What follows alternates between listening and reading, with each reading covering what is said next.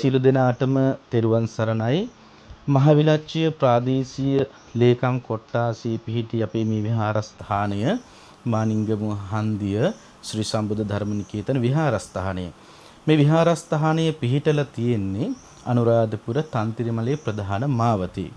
ඉතින් විහාරස්ථානයේ අප්පසන්නානං වා ප්‍රසාදාය පසන්නානං වා භියෝ භාවාය මේ උතුම් අල්පේච්ච ශ්‍රමණ දැක්මෙන්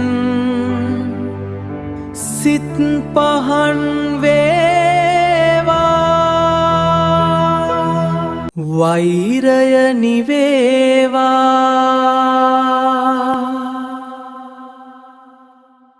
ක්‍රෝධය නිවේවා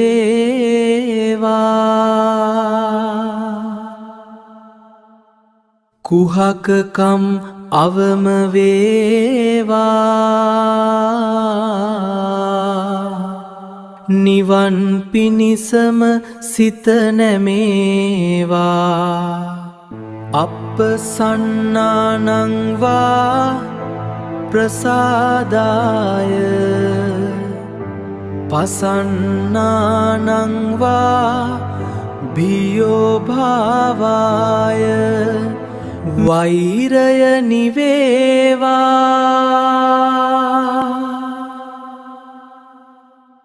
ක්‍රෝධය නිවේවා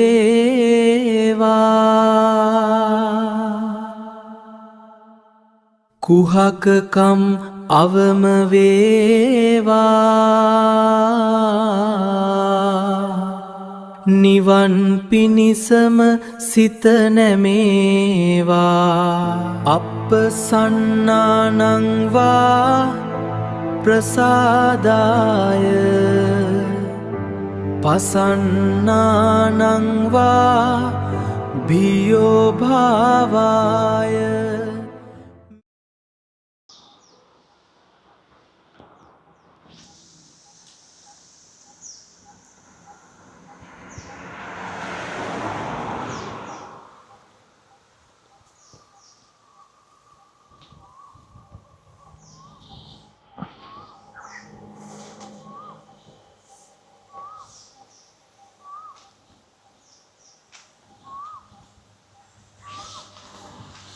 අයිබෝන් සියලු දෙනාට අද අපි ඇවිල්ලා තියෙන්නේ අනුරාධපුරේ ඉඳන් කිලෝමීටර් 15ක් වගේ දුරට තියෙන පොඩි පන්සලකට. අපි දැන් ගිහින් බලමු මොනවද පන්සලේ තියෙන්නේ කියලා.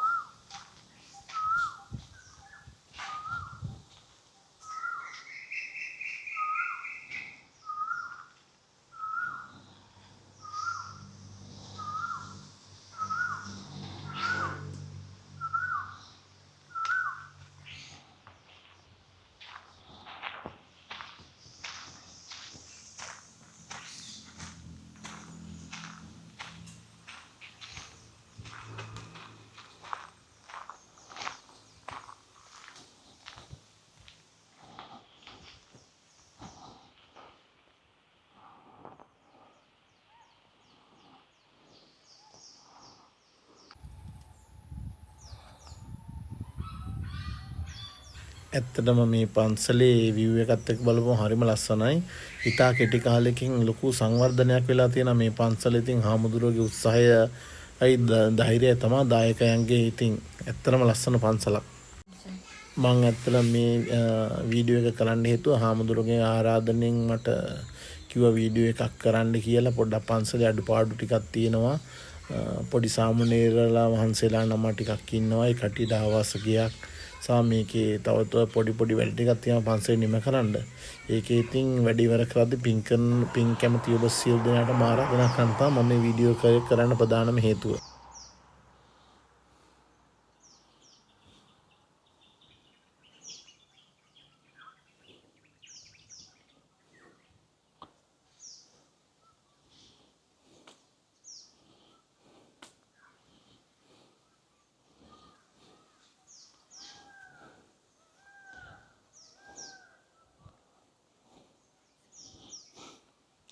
ඇත්තටම හරිම ලස්සනයි. මේක පිළිලා තියෙන්නේ අනුරාධපුර විලච්චියට යන මාර්ගයේ කිලෝමීටර් 15ක් දුරින් නම් තියෙන පන්සල. හරිම ලස්සනයි.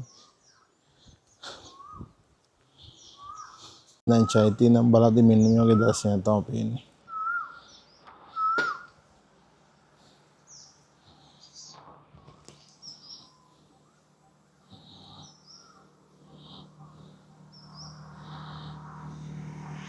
ගොඩක් ඔයගොල්ලන්ට වන්දනා කරන්න එනවා නම් තන්ත්‍රීමලේ විහාරයට හැමෝම යන්නේ මෙන්න මේ පාරෙන් තමයි.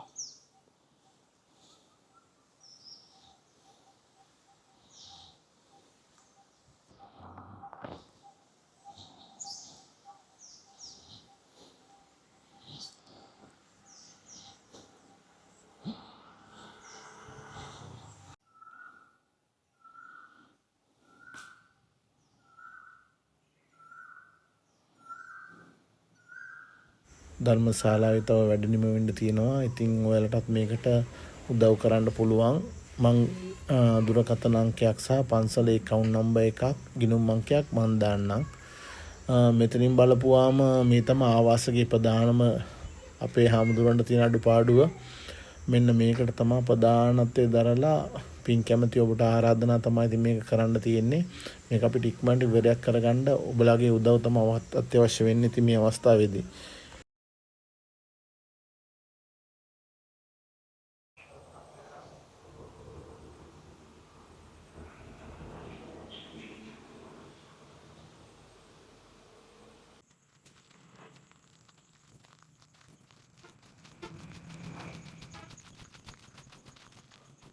සියලුම දෙනාට ආදාර කරන්න පුළුවන් ගිණුම් අංකයක් මම දාන්නම්. ඒ ගිණුම් අංකයේ හිමිකරු තමයි පන්සලේ හාමුදුරුවෝ, ලොකු හාමුදුරුවෝ, නායක හාමුදුරුවෝ. ඔයාලා සියලු දෙනාටම කැමති හැම එක්කෙනාටම ආරාධනා කරනවා මේ වගේ පුණ්‍ය ක්‍රියාවට සහභාගී වෙලා ඒ වැඩ ටික නිම කරගන්න අවස්ථාව ලබා දෙන්න කියලා. සියලු දෙනාටම තෙරුවන් සරණයි. මහවිලච්චිය ප්‍රාදේශීය ලේකම් කොට්ටාසී පිහිටි අපේ මේ විහාරස්ථානය මානිංගමුව හන්දිය ශ්‍රී සම්බුද්ධ ධර්මනිකේතන විහාරස්ථානය. මේ විහාරස්ථානය පිහිටලා තියෙන්නේ අනුරාධපුර තන්තිරිමලේ ප්‍රධාන මාවතේ. ඉතින් විහාරස්ථානය ආරම්භ කරලා දැනට වසර 13ක් 14ක් තමයි වෙන්නේ.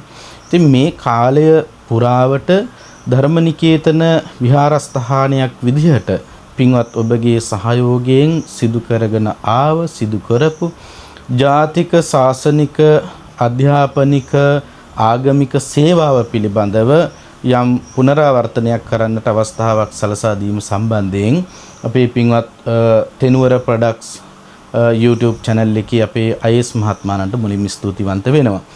ඉතින් අපේ විහාරස්ථානය ආරම්භ කරනකොට මේ බිම කැලෑ බිමක් සංඝවාසයක් නොමැති බෝධින් වහන්සේ නමක් පමණක් විරාජමාන වෙච්ච භූමියක්. මේ භූමියට මේ දායක පින්වතුන්ගේ ආරාධනෙන් වැඩම කරලා මාස 6ක් ගත වෙන්නටත් කලින් අපට සිද්ධ වුණා මේ බිම තුල පැදුරු එළලා කොටන් උඩ දහම් පාසලක් ආරම්භ කරන්න. ඒ ශ්‍රී ධර්මනිකේතන දහම් පාසල. ඉතින් විශේෂයෙන් මේ මොහොතේ මතක් කරන්න ඕන අපේ සමන් කේ ජයසිංහ මැතිතුමන් තමයි ඒ වෙලාවේ මූලිකත්වය අරගෙන පැදුරු කඩමලු උඩ හරි අපි දහම් පාසල් පටන් ගමු හාමුදුරුවනි කියලා දහම් පාසල් පටන් ගත්තේ. අද වෙනකොට මහවිලච්චියේ ශාසන ආරක්ෂක බල මණ්ඩලය තුල දිදුලන සිසුන් 300කට ආසන්න ශිෂ්‍ය සංඛ්‍යාවක් දහම් අධ්‍යාපනය හදාරන ධර්මාලෝකයේ ලබා දෙන ධර්ම විද්‍යාලයක් බවට මේ විහාරස්ථානය තුල ධර්ම විද්‍යාලය පත් වෙලා තිබෙනවා. විශේෂයෙන්ම අපි දරුවන් වෙනුවෙන් සෑම ඉරිදා දවසකම පෝසදායි ආහාර වේලක් පිළිගන්වන්නට සූදානම් කරන විශේෂ මතක් කරන්න ඕන අපේ එංගලන්ත පදිංචි පින්වත් නිරංජලා ප්‍රනාන්දු මැතිණිය. ඉතින් නිරංජලා ප්‍රනාන්දු මැතිණියගේ පෞද්ගලික ධන පරිත්‍යාගයෙන් සෑම ඉරිදා දවසකම මේ දරුවන්ට හොඳ කෑම වේලක් දෙනවා. ඒ වගේම මේ දරුවෝ වෙනුවෙන් අපි නොමිලේ පරිගණක පාඨමාලාවක් ආරම්භ කරලා තිබෙනවා. ඒ වගේම ඉගෙන ගන්නට දක්ෂ ඒ වගේම අඩු ආදායම්ලාභී දරුවන් වෙනුවෙන් ශිෂ්‍යාධාර වැඩසටහන් අපි ක්‍රියාත්මක කරනවා. ඉතින් අපට සතුටුයි මේ අවුරුදු 10ක් 11ක් 12ක් කාලය තුල වෙනකොට අපේ දායක පින්වතුන්ගේ සම්බන්ධීකරණයෙන් ශිෂ්‍යාධාර ලැබලා අපොස සාමාන්‍ය පෙළ ඉහළින් සමත් වෙලා අපොස උසස් පෙළ ඉහළින් සමත් වෙලා මේ වෙනකොට විශ්වවිද්‍යාල වරම් ලැබලා විශ්වවිද්‍යාල වලින් එළියට ආපු දරුවෝපවා මේ මහවිලච්චි ප්‍රාදේශිකය තුල තිබෙනවා. ඒ සම්බන්ධයෙන් මුළු මහත් ලෝකයාටම මේ මොහොතේදී පුණ්‍යානුමෝදනා කරන්නට කැමතියි. ඒ වගේම තමයි උපාසක උපාසිකාවන්ගේ පැත්තෙන් අපට හැකියාව ලැබුණා ඒ ඇත්තන්ට අවශ්‍ය කරන සෑරදුන් වහන්සේ නිර්මාණය කරලා දෙන්න, ඒ ඇත්තන්ට අවශ්‍ය කරන ධර්මශාලාවන් ටික හදලා දෙන්න, ඒ ඇත්තන්ට අවශ්‍ය කරන බෝධීන් වහන්සේ වන්දනමාන කරන්නට ඒ ලස්සන බෝමලුව සකස් කරලා දෙන්න. ඒ සියල්ලම තුනුරුවන්ගේ සරණින් පින්වත් ඔබගේ ඒ නොමසුරු ආධාර මත අපට සම්පූර්ණ කරගන්නට ඇත්තටම අවස්ථාව උදා වෙලා තිබෙනවා. ඉතින් මේ ගමන් මඟ තුල අපි කල්පනා කළේ අපි මහා ලොකු කාලයක් ජීවත් වෙන අය නෙමෙයි. අපේ ආයුෂ බොහොම ටිකයි. ඉතින් ඒ වගේම මේ සම්බුද්ධ ශාසනය වෙනුවෙන් කරන්නට ඕන ස්ථිර ශාසන චිරස්ථිතිය පිණිස පවතින මහා කාර්යය මොකක්ද කියලා අපි ධර්ම නිකේතනයක් වශයෙන් කල්පනා කළා. ඒ අනුව තමයි අපි තීරණය කළේ මහවිලච්චිය ප්‍රාදේශීය ලේකම් කොට්ටාසයේ තුලම මහාන වෙන්නට මහානදම් පුරන්නට මේ බෞද්ධ අධ්‍යාපනය ලබන්නට විනයදර ධර්මදර අනාගත යතිවරුන් බවට පත් කරන්නට පුළුවන් දරුවන් සොයලා අපි මේ ධර්ම නිකේතනය පැවිදි කරන්නට පටන් ගත්තා. මේ වෙනකොට කුඩා ස්වාමීන් වහන්සේලා මහවිලච්චිය ප්‍රාදේශීය ලේකම් කොට්ටාසේම ඉපදිච්ච ඒ ආදරණීය දුප්පත් අම්මලා තාත්තලාගේ නමුත් පෙර කුසල් තියෙන දරුවෝ 6 දෙනෙක් ප්‍රෝජ්ජහ භූමියට පත් කරලා සාර්ථකව අධ්‍යාපනය ලබා දෙමින් කටයුතු කරනවා. උන්වහන්සේලා ඓතිහාසික රුවන්වැලි චෛත්‍යාරාම මහා විහාර මහා පිරිවෙනේ අධ්‍යාපනය ලබනවා. ඒ වගේම අනුරාධපුර ශ්‍රී සාරානන්ද මහා විහාර මහා පිරිවෙනේ අධ්‍යාපනය ලබනවා. උන්වහන්සේලා ඊටාම හොඳට දක්ෂ පක්ෂ විදිහට බොහොම විනයදර විදිහට බොහොම ධර්මදර විදිහට ඊටාම සුපේශලකාමී විදිහට උන්වහන්සේලා ගොඩ නැගෙනවා. ඉතින් අද වර්තමානයේ වෙනකොට මේ සමාජය අහන්ට ලැබෙන කරුණු කාරණාත් එක්ක අපි තව තවත් ප්‍රවේශම් මේ පොඩි හාමුදුරන් වහන්සේලා අනාගතයට දායාද කරන්න ඕන. ඉතින් මේ කාර්යභාරය අපි අපේ හදවතේ ගැඹුරුම තැනට අරන් ඉන්නවා. ඒ නිසා තමයි උන්වහන්සේලා ඒ තරම් සුපේසල ශික්ෂාකාමී ආකාරයට, ඒ වගේම මේ සම්බුද්ධ ශාසනය රකින්න පුළුවන් යතිවරුන් වෙන ආකාරයට, ඒ වගේම ආදර්ශ සම්පන්න භික්ෂුවක් වන ආකාරයට සකස් කරන්නට අවශ්‍ය කරන කටයුතු සිදු කරමින් පවතින්නේ. ඇත්තටම කියනවා නම් මේ විහාරස්ථානීය පිළිබඳව තියෙන විශ්වාසය, ඒ වගේම මමත් පාසලක රජයේ පාසලක ගුරුවරයෙක් විදිහට දරුවන් එක්ක ඒ කටයුතු කරන නිසාමත් මේ විහාරස්ථානය තුළ ප්‍රවෘජාව ලැබලා මේ ශාසන කුලදරුව බවට පත් වෙන තව බොහෝ දරුවන් අපිට කතා කරනවා, අපිව සොයාගෙන එනවා, අපට සොයාගන්න හැකියාවක් තිබෙනවා. නමුත් මේ වෙනකොට තියෙන අර්බුදය තමයි මේ විහාරස්ථානය තුළ දායක පින්වතුන් වෙනුවෙන් සාර්ථක සේවාවක් සිදු කරමින් පවතිනවා.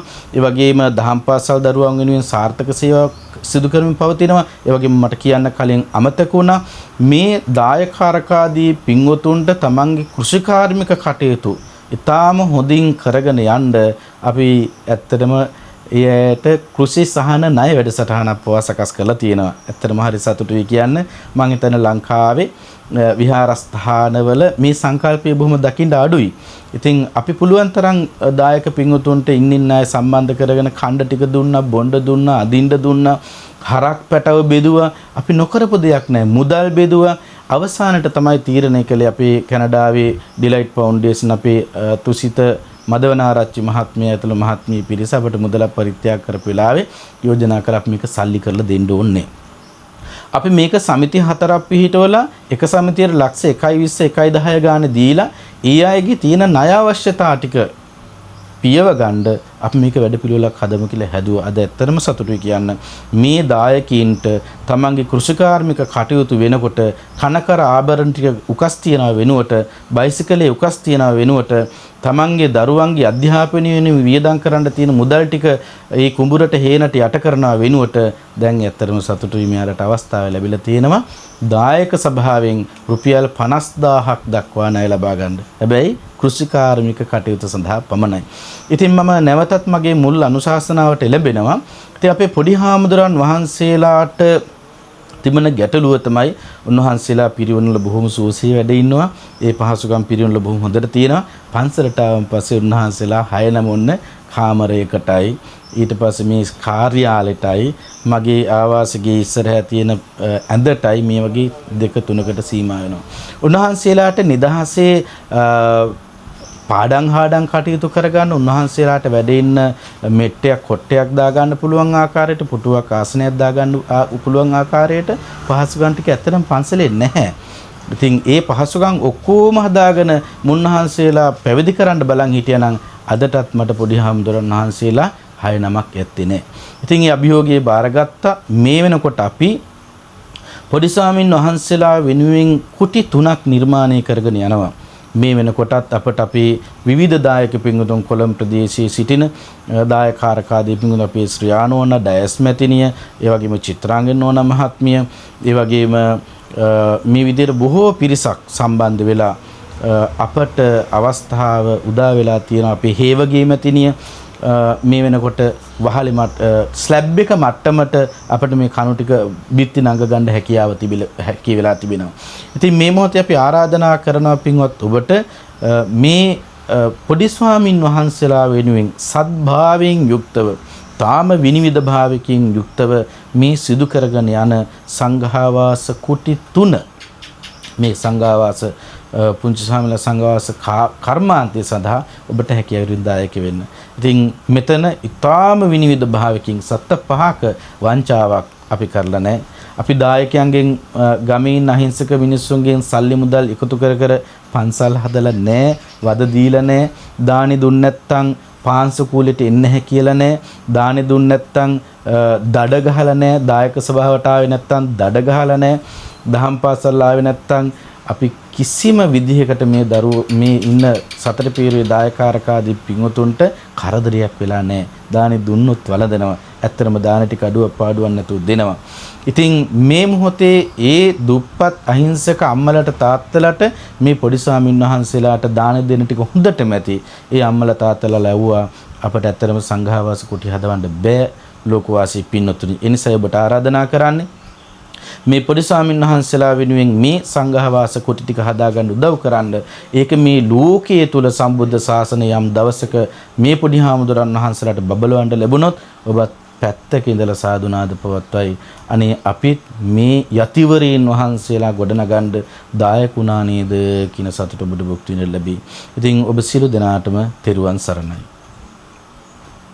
සිල් ගුණදම් රක්නා නිවන් මගෙහිම වඩනා උතුම් මහා සංගරුවන උදෙසා කළ මේ උතුම් සංඝෝපස්ථානය පාරමිතාවක්ම වේවා. යෝගිලානං උපට්ඨේති සෝමං උපට්ඨේති යමෙක් රෝගියෙකුට උපස්ථාන කරන්නේද එය බුදුන් වහන්සේට උපස්ථාන කිරීම හා සමානය. සිල් ගුණදම් රක්නා නිවන් මගෙහිම වඩනා උතුම් මහා සංගරුවන උදෙසා කළ මේ උතුම් සංඝෝපස්ථානය පාරමිතාවක්ම වේවා. යෝගිලානං උපට්ඨේති සෝමං උපට්ඨේති යමෙක් රෝගියෙකුට උපස්ථාන කරන්නේද එය බුදුන් වහන්සේට උපස්ථාන කිරීම හා